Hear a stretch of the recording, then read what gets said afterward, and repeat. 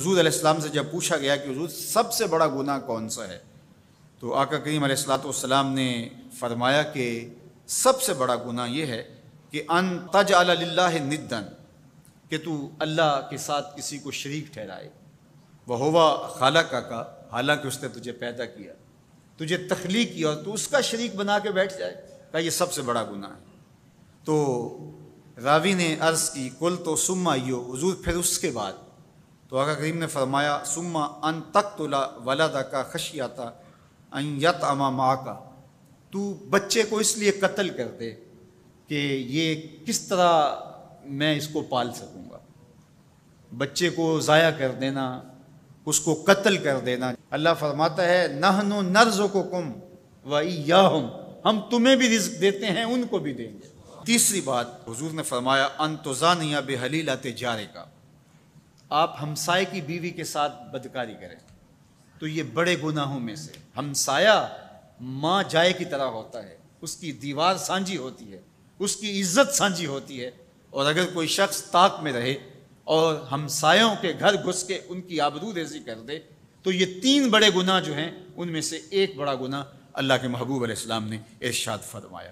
حضرت عبداللہ ابن مسعود رضی اللہ تعالی عنہ سے یہ روایت مروی ہے کہ لا احد اغیر من اللہ عز وجل، اللہ سے زیادہ کوئی غیرت مند نہیں ہے، اللہ سب سے زیادہ غیرت مند ہے، اور اس کی غیرت کا تقاضا یہ ہے وَلِذَالِكَ حَرَّمَ الْفَوَاحِشَ مَا ظَهَرَ مِنْهَا وَمَا بَطَنَ، کہ اس نے بے حیائی کو چاہے وہ پوشیدہ طور پہ کی جائے یا اعلانیہ طور پہ کی جائے اس کو پسند نہیں کیا، اور اس نے منع کر دیا، اور لوگوں کو روک دیا، حرام قرار دے دیا، اس لیے کہ وہ خود غیرت مند ہے۔ غیرت مند مالک غیرت کا سبق دیتا ہے اپنی مخلوق کو۔ اللہ تعالیٰ قرآن مجید میں ارشاد فرمایا وَلَا تَقْرَبُوا الْفَوَاحِشَ مَا ظَهَرَ مِنْهَا وَمَا بَطَنَ، فحش کام کے قریب نہ جانا، وہ اعلانیہ طور پہ کرو یا وہ مخفی طور پہ کرو۔ تو مفسرین نے لکھا کہ جو بدکاری ہے وہ مخفی فحش ہے، اور شراب نوشی یہ اعلانیہ فحش ہے۔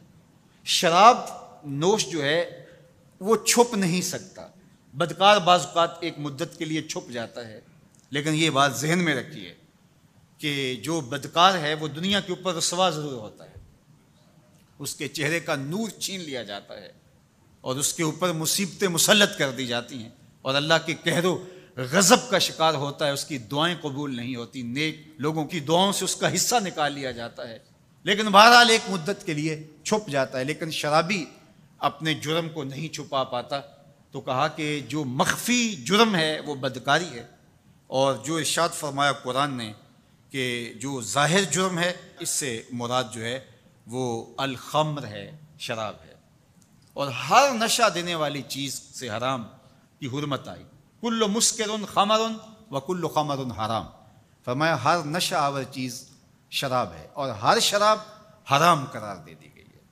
اب یہاں بھی لوگ دلیلیں لے کے بیٹھ جاتے ہیں، میاں وہ بھی ایک مشروب ہے، اس سے کیا فرق پڑتا ہے؟